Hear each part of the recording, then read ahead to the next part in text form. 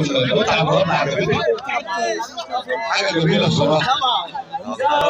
ست الكل بقى النجم الكبير كابتن يعني محمد عاشور الشهير ريشه ده طبعا ما ينفعش الصراحه. ابو النجم الجميل عمر آدة يعني اللي صورات وجولات في عالم بقى يعني الخير كابتن ريشه. المتعه كلها مفيش دوري ينفع ولا اي حاجه تنفع بالغير الكابتن ريشه. حابه تقولوا لي ايه النهارده وهو يعني عمل شغل عالي عمل